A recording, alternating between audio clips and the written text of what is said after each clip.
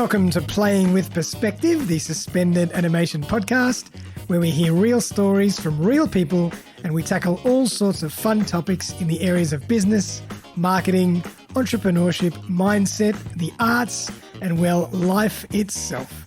It's amazing what you will pick up. Thanks for joining us.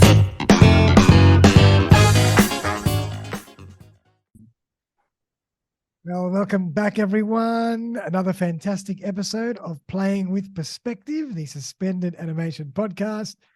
I hope everybody's doing very well, keeping busy. It's episode 207, and I have the fantastic Lyubo Kuchuk in the house. How are you, Lyubo? I'm very good, Darren. Thank you. How are you? And what are you doing? Well. Thanks for joining me. Oh, well, thanks for inviting. It's my pleasure to be with you. And I've been listening to many of your podcasts, and they're really nice ones. Mate, I appreciate that. I really do. So today we're going to be chatting all about the fantastic topic of outsourcing. Save time, save costs, and get more done with outsourcing. Lyubo is the co-founder and CEO of RemoStaff, with over 20 years of leadership experience in global e-commerce, logistics, customer service, and operations. He has switched from corporate life to realize his passion. RemoStaff has two goals. Number one, to help experts in developing countries get the jobs and fair pay they deserve. And number two, to cut 70% of payroll costs or triple their clients' outcomes via offshoring. So, Lyubo, welcome to the show. Now, outsourcing is something that's really become more and more popular every day. And even before we started, we were talking about, that space with small to medium-sized business. And they are outsourcing more and more and more. So I thought I'd love to get a bit more of a background into your story and how you ended up in this space and why you decided to create RemoStaff. Well, thanks, Darren. Again, I think my journey to RemoStaff and outsourcing, it was not like a straight line. But although I do remember even 20 years ago when I used to work for Mars, and Mars is a global corporation and still a family business that is producing a lot of snack food, pet food as well. So not only Mars and Snickers, but a lot of pedigree, Whiskas, and Royal Canin, like for those ones who have pets. And I remember back in Russia at the time, so we used to have 300 people that was working in IT. And actually, this team was specifically dedicated to support Mars globally and to do a lot of a SAP implementation, a lot of ERP implementation. It was quite important, and it was like a separate a legal entity under Mars, and they were just doing this support. And probably I have realized just probably after a few years, and it's actually internal outsourcing. So this is where you can find talents probably at lower cost. And it's not that Mars doesn't like people in UK or in US. It's just they found that they can get probably more talent and they get more experts and probably more things done at the lower cost. And so this is my experience. But then after that, I spent a few years in Burger King as well. As a country manager and explaining in Russia. So McDonald's was for 20 years back from the Soviet Union times, and then Burger King decided to launch their operations and network of restaurants in Russia, and this is where we're expanding quite fast. Then I moved to Rocket Internet, and I've been in La Moda, and La Moda is for those one from Australia, so a sister company of Iconic, doing the same type of business, and we were scaling up almost from zero to $1 million sales per day in 18 months. And this is where we found that we need to build all our operations. So we need to build logistics, we need to build call centers, we need to build last mile delivery and a lot of infrastructure. And those call centers, it was quite interesting that probably 10 years ago, not too many companies knew how to do it properly. And then we were using for a while someone else, as a call center, but then very fast decided that if you want to serve our clients and our customer in the better way, so we need to do something ourselves. And we used to have in Ukraine 300 people, and again, so why company, let's say, a German or global company based in Russia, they should have a call center in Ukraine, because in Ukraine it was even less costly than to have someone in Russia. Wow. We used to have as well a big call center in Russia, a big call center in Kazakhstan, and this is where I gained a lot of experience in establishing but as well in collaborating between logistics and customer service, because it's very important to keep your customers happy. Yeah, so this was my experience. But in 2015, we moved to Australia, and in Australia I was part of Iconic team, and again involved in logistics and involved as well in a lot of operations with customer service. And in Iconic, in the beginning, they used to have a call center in India, and then we have relocated this call center to Philippines. And actually, I spent, before even coming to Australia, I spent in other sister companies of Rocket. I spent some time in doing some projects for Lazada in Jakarta, then in some projects for Zalora doing in Malaysia and in Singapore, and I get a lot of connection, a lot of network, and found more about those countries and about those people and how. So what I found that they have a lot of people that are working remotely or are working in specially dedicated offices or call centers and supporting many businesses around the world. Yeah, so this was again I was getting more and more in this type of operation. Then I've been working for some bigger companies like DHL, as well as the director of operations here in Australia, doing a lot of improvements, implementations. And again, so many companies, even in logistics, they have call centers in Fiji, for example, and you have Aramex as well. They used to have in the Middle East. They have moved as well to Philippines. Yeah, my journey was developing, and I used to get more information again between operations, logistics, customer support, and I think the facing customer was one of the it was one of the really important topic. Maybe I'll come later. But in one company, what we found that some of our agents, and we were using a BPO, an outsourcing company, they actually were leaving us. And thinking about operations, so for us to get another agent in customer care and customer support team, it means that we need to train this person again. We need to provide all the SOP, and there is a curve, like when you have like a learning curve from zero, or how many tickets or how many calls you can do per hour, per day. And then you have like other agents for living, and then we found like we are trying to find and to do like a survey when those people were leaving. So why you're leaving? What we found that those people were leaving because they were actually not paying really well, and the agencies that we were using probably was taking more than half from the amount of money that we were paying to the agency. And this was, I think, like a few ring bells in my head that, well, I know what I'm doing, and I really do care about those people. And when I had those discussions with those ladies, and some of them used to have like single moms, or like they have like a family. So why you're leaving? Why you're leaving? It's like it was like not enough, or it was not fair pay.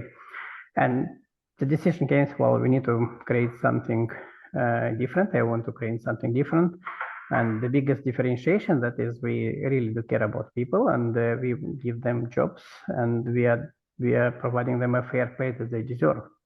So this was my journey, how we have started RemoStaff.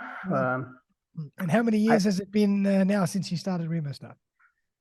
Look, I think from the first agent that we have provided, it was beginning of 2021. So you can see like 2+ years now, and I was doing this, combining my corporate life as a GM of logistics or operations and or like a CEO in several companies.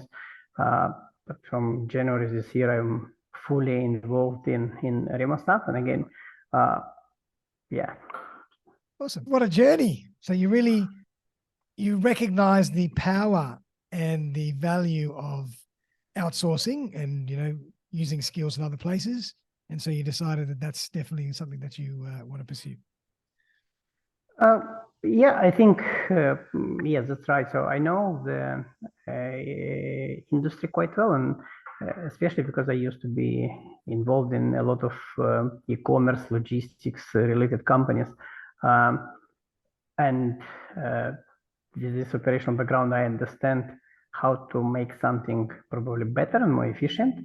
And from the beginning, and from one of our logo, so in our logo of RemoStaff, so we're saying, so we are a transparent company, and we are a transparent partner, because we are not hiding the salaries, how much we are paying to those people in Philippines, and we have like a transparent cost plus structure.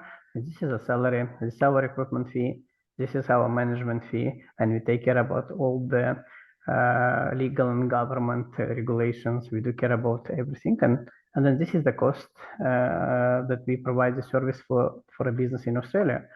And if someone is asking that we need to have an additional, for example, a laptop, okay, we'll provide a laptop, and this will be the cost of the laptop. Or they want to have, so for example, for some designers, or you might need to have a second screen, for example, or you have like a bigger screen than standard one.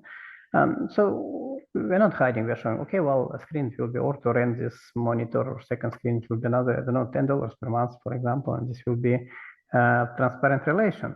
But in this way, so we are able to optimize our costs to make them more lean, and to give more to those people or those experts in emerging countries. Awesome. That's great. I mean, why do you think that in the last 5 or years, outsourcing has really exploded? I mean, obviously cost is one point, but do you think it's because there are better skills that can be accessed in other places? Oh, well, I mean, very good questions, Darren. So,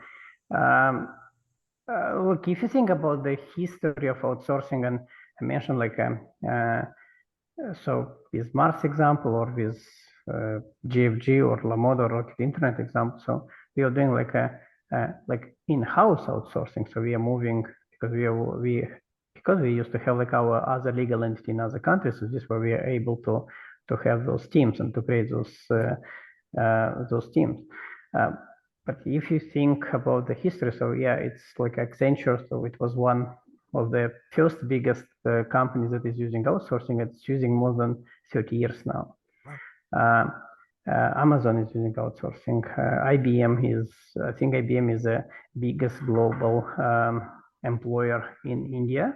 Wow. They have like, I think, more than 130,000 employees in India.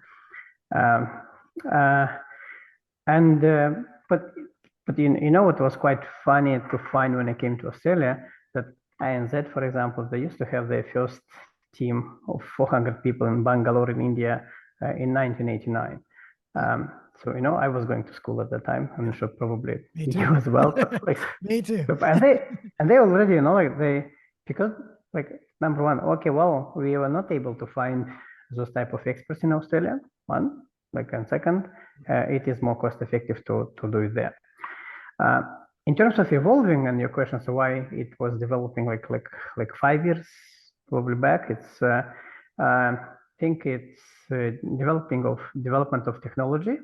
So again, back 20-30 years, like Accenture or IBM or even ANZ, they need to have like a big infrastructure and a big telecommunication infrastructure to be able, even if you think about call centers, or even to have the developers, like to bring, if they were taking care of some development of whatever in banking industry in Australia, so you need to have the proper infrastructure. I think it's like 5, 6, 7 years ago, like there's a lot of like, you know, Skype was one of the first IP, not so it was another era of IP telephony. But then you have like a video option to communicate through the video tools. And then, I mean, probably Skype was not used as much, but then Zoom appears, and Zoom was, and then a lot of like a WebEx and different type of connection. And this was giving like a really like some fueling the industry and fueling that, well, actually you don't need to be INZ or like a big company to start using this. Yeah. Another probably trigger was like COVID, and so during COVID, I think it was of course, it was like a big health implication for many people, but for business owners, it was like I think a lot of companies think was, well, what are you going to do? Like, how are we going to work? Yeah. Well, we need to send like no one is able to come to office. Well, we need to take all the probably laptops, desktops, and send to employees at home. Yeah. Oh, and then you find, well, actually, we might not have all the connection in place for some businesses they found, and IT teams need to work like probably like around the clock just to be able to do some kind of like a specific connection. And it was like for some companies it was like quite challenging, but some companies were already prepared, and especially those ones that were allowing to work maybe from home 1 day per week, or so they were already, okay, well, like if you can work 1 day per week, then probably it's easy. You can do like already your job from your laptop. But ultimately, the COVID was really again, it's not only fueling, but it was like quadrupling and accelerating the outsource industry. And many companies and business owners, they started to find benefits and thinking, well, like everyone is working from home. It actually is possible to work from home. And one of our like first clients, I mean, they have like some accountants leaving the company because during the COVID, it was, I think it was like a wave of not immigration in the country, but it was a migration, like a lot of people moving from, let's say, from Victoria or even from New South Wales up north to Queensland because it was, let's say, less infected, probably, or Yep. it was less restriction, as in those states. And well, you actually found, well, you don't have an accountant, and how you can replace it. And actually, it's not easy to do the interviews. It's not easy to find a new replacement in Sydney. And then say, well, if someone can work for you from Parramatta, maybe someone can work for you from Manila. Yeah. This is where many companies were trying, and I think they were finding that the level of expertise in other countries, it's in par, or like in many cases, you have, how to say, you have like more choices where to get those experts. Yeah. Yeah, and I will probably again like say that it's not only about Philippines. It's like many other countries. Like I think the population of Australia is only what, like right now, just a few months ago we went over 26 million, and it was, you know, like in 2015 when I came it was 24 million. So now we have 26. So we are still growing. Other countries, they have like hundreds of millions of people, and you have like probably more choices where to get those experts. Yeah, and this is where in terms of the level, it's definitely not worse. And I'll put like let's say my example. So I'm an immigrant into Australia, and but I used to work in Mars. I used to work in Burger King. I used to work in other big companies in DHL. But there are the same experts that are working for Mars in Philippines, or for Mars in Bangladesh, or for PepsiCo, or for Nestle, or for PwC or KPMG. And in majority of the cases, like the level, the assessment and the application processing in Mars, in Nestle and Pepsi, but it's the same. It doesn't matter. You have the same standard test in Australia. You have the same standard test in Russia. You have the same standard test in Philippines. And if you will take away all the nationalities, so you think, well, just like the expertise of the person, then you can find the good expert in other country at the same level of expertise. But the living level in that country is just lower. And it's not that you're paying like peanuts to them. It's like we are trying to give them the right salary to get like a better life. But it just, everything is probably have lower cost. I mean, you can, of course, you can compare with, I don't know, like how much a tomato cost or how much like some potato cost. But if you think like how much an apartment costs, an apartment in Sydney, an apartment in whatever in other places in Philippines, Bangladesh, and other countries, it's definitely at lower cost. This is where the salary level is different. Yeah, I love that. And, you know, that's something that you said about the technology really hit home with me. I think that's really fascinating, is that with these new tools that have arisen in the last 5 years or so, it's made outsourcing and working with remote teams so much easier. They just become part of your team. They just bring them into the fold because you can speak to them and see them every day and talk to them and do screen sharing and do recording and all sorts of things. So the technology has made it much, much easier as well. I think that's fascinating. Oh, well, definitely, Darren. And in terms of the technology, what we are trying to recommend, and we have actually some guides that we're giving to clients and in Australia, not in Australia, but in US and UK. And because sometimes the business owner, they want to have such kind of experts, but the middle level management, they do not know how to manage those teams. Right. And this is what we are doing a bit of coaching and guiding them so this is what you need to treat that person overseas the same as it is your team member in your office, or it's sitting in Parramatta or sitting again in Ballarat working from home. So you need to treat this person the same. And if you have your daily check-ins, or you have like a Scrum meetings, or you have like a different type of check-ins, so you need to do the same, absolutely.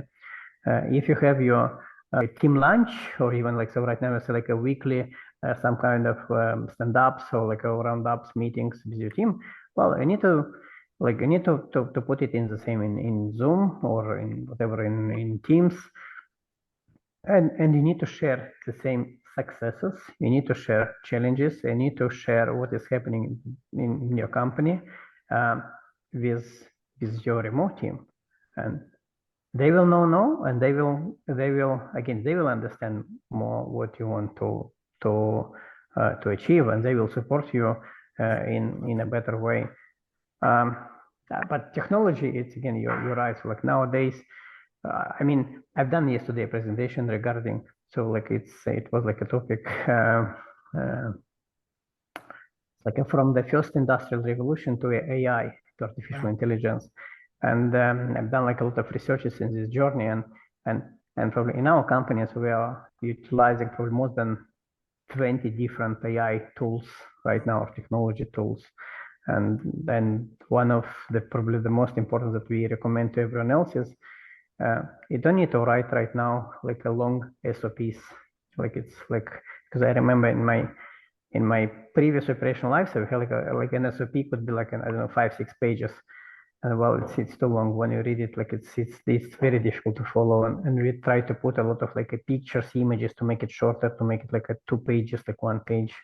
But now you have a lot of like video tools, the video recording. So you record what you're doing on your screen, and usually those remote people, they will record it, and they will be following this process. So you don't need to write everything. You don't need to spend your time. Right. So you have already a lot of tools to support you to do this, like the proper collaboration. Yeah. I love that. Yeah. And that's a really good point as well that you brought up about really bringing your outsourced team or your offshore team into the fold and treating them like your local team. And I think that's obviously going to be more effective when you can use someone full time rather than if you're just hiring someone for an hour a week or an hour a day or something like that. Because obviously there are some people that outsource, I just need you for an hour or two a day, and then they work for other companies or other clients as well. But if you can afford to have somebody dedicated just to you, then you can really bring them into the mix and they can become one of your team. Darren, you're right. And I think the journey of many entrepreneurs started with, oh, I will use someone from Upwork or I will use someone from Fiverr. And I'm sorry, I used to, and I'm still using from time to time some of those people. But we have so have some staff working for the same client for 5-6 years. Yeah. And we have again, clients that say, well, I'm happy to pay a bonus of $100 to this person because I just don't want this person to leave. And I'm going to have another call today with the CFO of another company because he will say, well, I want to increase the salary. And it's, if you're thinking in terms of Australian dollars, well, it was probably, let's say, I don't know, $30,000 per year, and you're increasing maybe to $32,000. So just like a probably not as much for a person, because if you'll find, because this is this is an example of CPA certified accountant. Yeah. So not just accounts payable, but it just you. Yeah. And the client is owned by UK big holding doing business in Australia, and this is like a CPA certification is the same in UK, the same in Australia, and the same financial standards you have in Philippines. Yeah. And this person that has this experience and just increase the salary, and they don't want to lose this person. Like few hours when you're thinking, well, I mean, sometimes for the cost of the few hours, you better hire for half a day. But sometimes for the cost of the half a day, you probably better have like a full timer. Yeah. And many of our clients say, well, I want this person to be part of my family. Yeah. I want him to be dedicated to my business. And if you want to have a dedicated person, then and you don't want someone to think, oh, I'm doing one project for Upwork for Darren, another one like for Lyubo, and then I need to do like, I don't know, like a banner or and another post for someone else. Exactly. So I think it's, I mean, this is psychology and people there, when you're moving from one task to another one, so you have like a gap of, let's say, unproductive gap. And this is where if you start to doing something, so you better doing it for one client, but look, we do have like a many of our clients say, well, let me start with like just part-time, half a day, and then easily they're really fast realizing, oh, I'm doing still some task that I can outsource and I can give it to this person, or they're doing a bit of testing and finding, well, if someone needs to manage my social media, and in the beginning they say, oh, I will do the the creative work, and they just need to do the scheduling and the posting. But then, well, maybe, if they understand the business, so maybe they can do the creative work as well. So it's again to take some time back from a business entrepreneur. Yeah, I love that. And you also find that a lot of companies that do this well, and a lot of directors and managers that do this well, they actually go and visit their offshore staff regularly, once, twice a year, to really get to know them, get to know their families, and they take it to the next level. I think that's fantastic. Look, that's right. So we had again, it depending on the scale of the business, and let's again, like right now, I will say, if you're calling to your bank, or you're calling to your NBN, or you're calling to your whatever, like a phone provider,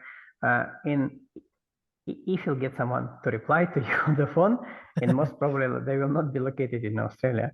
And like, again, I think that like C-levels or executives of ANZ or some other banks, they will not go to Philippines or India to visit those those people. But you're right. So small to medium-sized business, I think, is probably where that happens. Yeah. You know what I'm saying, so we are doing, like, for example, when we have like a anniversary, a year anniversary, birthday. Yeah. So we are doing from our side, like we're sending like a $30 voucher, or take like a cake or an Uber voucher or an Amazon voucher. And because like when and we're encouraging our clients as well, because they say, well, if you have someone's birthday in your office, well, you'll prepare a cake, someone will tip, I don't know, $10 an hour, or like $5, you'll give like something as a present. So, well, do the same. So do the same, and because if you'll take care about those guys and you'll treat them the same, like, I mean, they will love you, and they will, I think that they will reply with much more going above and doing like some more additional steps and with more care about you. And they'll probably also come to you with ideas and strategies to make things better. Whereas if you're just treating someone as that you pay per hour, they're just going to do their work and, they switch off. But if they're part of your mix, they start caring about you and caring about your business, and they start thinking, oh, how can I help? What can we do? Maybe this is a good idea. They become really invested. Yeah, look, you're right, Darren, and I may give like another example. So like it's like last year we had a request from a new client, and can you find them? And this is a family business, and they're doing maritime brokerage, maritime business insurance from Newcastle, and they say, can you find a bilingual Mandarin and English speaking business insurance expert? Wow. Not a life, not a mortgage, but like a business insurance, that it's a bit different one. And so, well, I mean, it was quite a challenging request. And so, well, we will take it. So we will accept this challenge, and we will try to find yeah, we found an expert that was, and why he needed this expert, because he's saying, we have in Australia a big community of people coming from China, and a lot of them, they own boats, and those boats need to be insured. And as he's saying, yeah, as an insurer, I'm not able to tackle or to reach this community, this clientele. And when we found this person last year, and actually this owner, he actually even flew to, so it was from Malaysia. So he flew to Malaysia. He spent as well like 4 weeks, like together, just teaching, coaching this person, and he came back. This is like an investment of this client into this offshore stuff. This year he's coming to me again. I need another one. Why he needs another one? Because his business is growing. Because like it's like he found that it is. Yep. And instead of like to find such kind of like, let me put it this way. So if you think there are big corporation, and we have UE in like insurance in Australia, we have probably some other. So we have like a local big insurance company, but we have Allianz Insurance. And if Allianz is in Australia, Allianz is in Philippines, Allianz is in Russia, Ukraine, and in Malaysia, for example.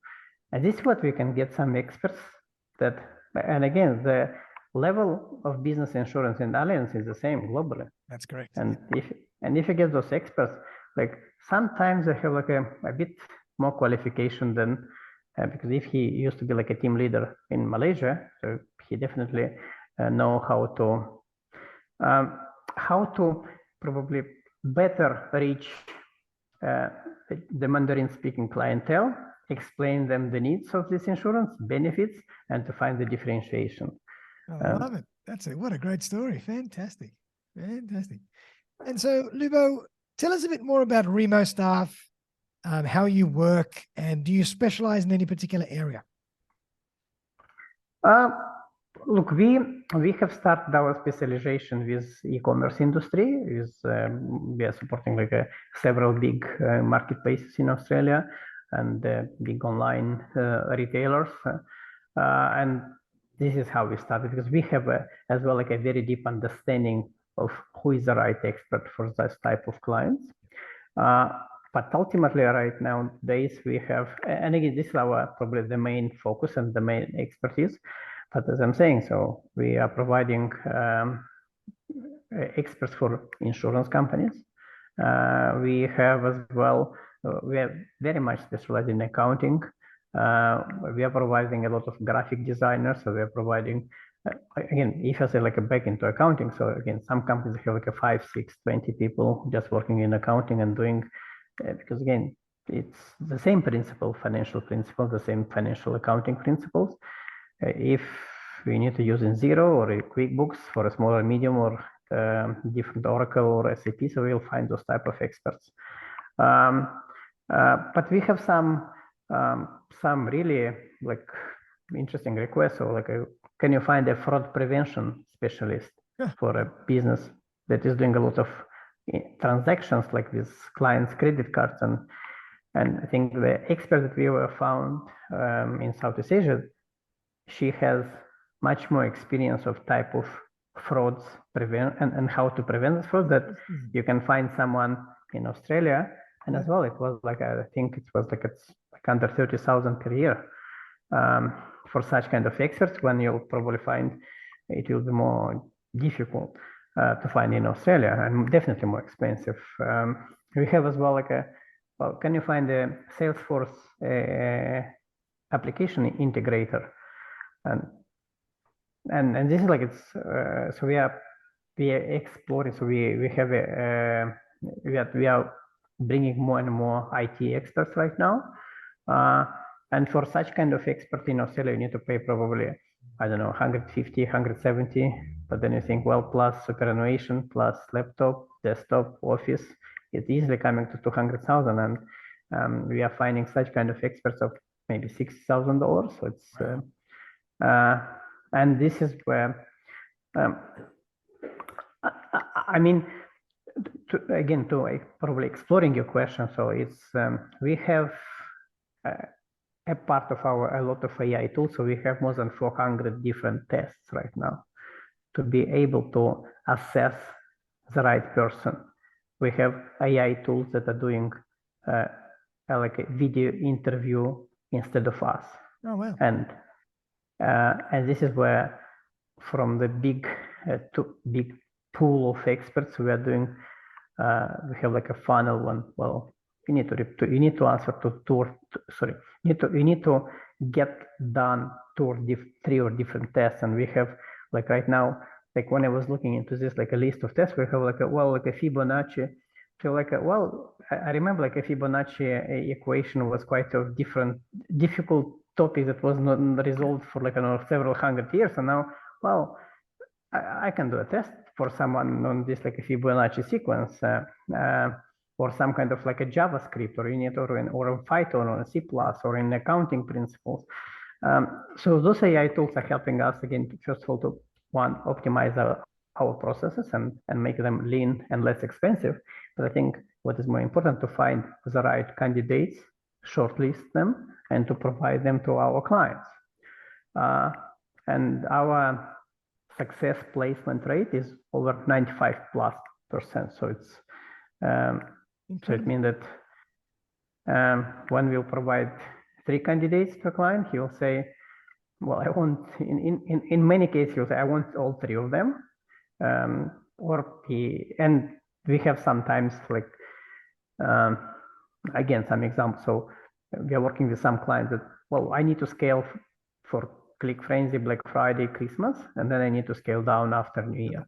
And we have this way, we have like some kind of like a many customer service or e-commerce coordinators that we need to place in time in September, October, and probably they'll say, well, I will actually scale down in January. But in January, he'll say, well, actually, I want to keep half of them because they're still doing the good job, and I don't have too much work. But instead of like scaling down all of them, like he is still keeping like a half of them. So this is like we have like a very high placement success rate, and this where our clients are happy with the service. And again, so we're coming probably back to the attitude. So we are giving jobs to those experts in emerging countries, and when I'm saying, it's not only Philippines, so we have Philippines, Malaysia, Bangladesh. This API Salesforce integrator, he's from Sri Lanka. We have India, we have graphic designers and developers from Ukraine. It's been like giving them a possibility to work, to maintain their family. So this is probably what they're taking, and then they're replying like probably triple the outcome for our clients. And yeah, and again, like 70+% of our employees are women. Some of them, they have kids, some of them even have kids with disability.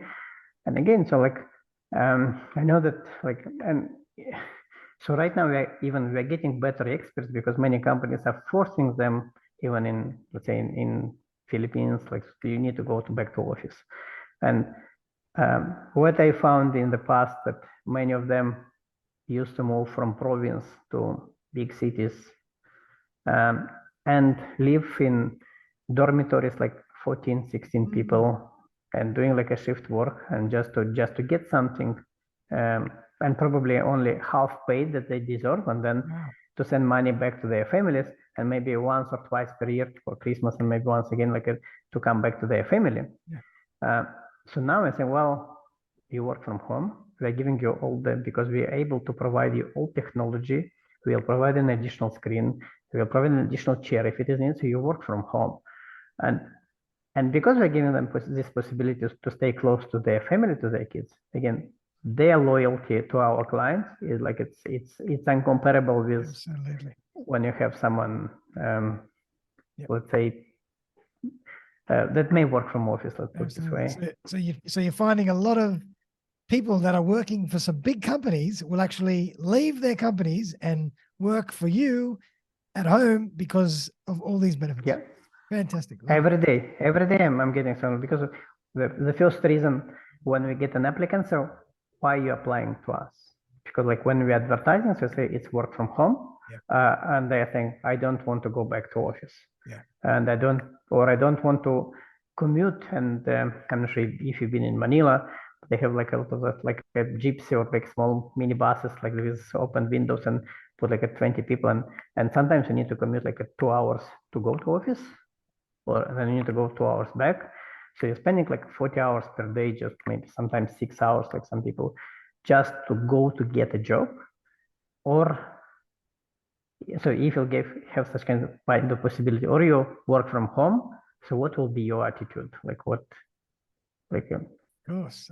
It's fascinating. It's a new world, it really is. And again, technology has really facilitated this and driven this a lot. That's fascinating, absolutely fascinating. Well, Lyubo, that's been really an interesting conversation. I've really got to get more insight into the theme of outsourcing and really get some more gold and subtleties as to how the whole process works. But I'd love you to tell everybody how people can find you and work with you. Oh, well, Darren, I think it's pretty easy. So if someone is watching us, so you can see like just RemoStaff and RemoStaff.com. So this is our website. And if you're listening, that is again RemoStaff.com. If you want to write me an email, it's Lyubo, Lyubo @RemoStaff.com. Or you can call me on 0439 008 107. Yeah, we're happy to support. And I think maybe even if you have not tried, or you don't know where to start, or you are afraid, or you think that this will be not working for you, just give me a call. We'll have a chat. I'll give like some explanation, and we'll find maybe how we will be able to get a bit of routine out of you, and because this is how we are working right now. So like I feel like it's like a 20-80 Pareto principle. So it's like if you think what you're doing, what is important, what is not important, and like just recently I have like a lady came to me and say, well, I get a client, but I'm still busy with a lot of like documentation routine and with managing my HubSpot, managing my contacts, managing my calendars, managing everything, putting all the posts in LinkedIn, in Facebook, and in my doing like a blogs. And again, I don't have time to go and visit the client, and this is the client that is bringing money to me. Yeah. So, well, like just write a list down what is taking your time. And this is how usually we have in our discovery call. So like write down what is taking your time, and or what you don't like to do, Yeah. or what you are doing but you don't have expertise, That's but you're still doing this, and right. probably you're not doing in the right quality, not efficient, and you're spending probably more time. And like this is my example, like again, English is not my first language, and like I'm not a writer, like I'm not able to like to do the proper blogs and posts. Even I have this information, so I need to give to someone my ideas. Even I can dictate, or I can make a short video, say, well, this is what I want to create, and please do it. So this is where I'm not expert in everything, but this is what we're trying to find, what is taking your time. And in this discovery call, you find what is taking your time and you give away. And we will find an expert that will help you. And with, by the way, like just, sorry, like Darren, but like, like a combination of AI tools, what we found that a lot of our staff or experts that we're hiring, they are nowadays more knowledgeable and a lot of technological tools and a lot of AI tools than business owners here in Australia. Wow. So they know how to use like to create a post with not only ChatGPT. ChatGPT is just I mean, it's still like doing a lot of manual, but there are tools that will help you to create a post or create a blog or create a sequence LinkedIn or sequence in your CRM. Yeah. They know much more, and they will help you do better things and get back your time, money, and freedom. I love it. So this is what we are. This is what we are doing actually. And where does the name RemoStaff? How did you come up with the name? Look, I think we're coming like a remote stuff and like a bit of remote like a stuff. shortening. So it's, okay, yes. cool. I like it. Very cool. Well, Lyubo, I really appreciate you coming on the show. I really enjoyed that conversation. I've learned much more about the nuances of outsourcing than ever before. And, I think it's a fascinating concept. And I think there's a lot of people out there that could definitely do with a lot of help in that area. So everyone who might be thinking about outsourcing, give Lyubo a call. I'm going to put all the details in the show notes. And he's a lovely guy. He knows what he's doing. He knows how to find all those people that are harder to find. And it's definitely worth having a chat with him about your outsourcing needs. But I'd like to give my guest the last word. So Lyubo, would you like to leave us with anything? Thank you again for inviting. It was my pleasure to have a discussion with you. Like, I think the last one is the era of technology is coming. AI is coming. And like in the very nearest future, like when you think that now everyone have a virtual assistant, but in the very nearest future, you'll have like everyone will have an AI assistant. Oh my God. A child, a student will have like at school an AI assistant. Another will have an AI assistant. A researcher will have an AI assistant and a collaborator. Like a CEO or a leader will have an AI assistant. So like you need to think how you just don't be afraid. Don't be afraid of AI and don't be afraid of outsourcing. And like I probably like use as a combination to get your free time, learn more about AI and give away the stuff that you're not doing well. I love it. Can you just imagine what it's going to be like in the next 10 or 20 years? We'll have little robots running around with us every day. Who knows? Fantastic. Yeah. Well, Lyubo, thanks again. Really appreciate you coming on the show. Everyone out there, have a fantastic day. I hope you enjoyed that. And we'll see you very, very soon for another episode of Playing with Perspective, the Suspended Animation Podcast. Bye for now. Thanks again, Lyubo. Thank you, Darren. Bye, everyone.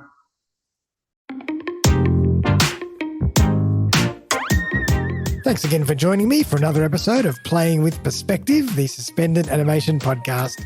If you would like to join me as a guest on the show, I would be delighted to collaborate. feel free to buzz me on 0414 659 800 or email me on darren@suspendedanimation.com.au. I'm always on the lookout for great guests who can share their stories and expertise with my community. Also, if you have been thinking about putting your own podcast together and not sure where to begin, look no further. I run a really simple 3-part podcasting course, one-on-one with me, where I walk you through the entire podcasting journey. You will end up with a fantastic new podcast to start sharing right away. Feel free to get in touch to discuss further. But for now, though, have a fantastic day, and I'll see you next time.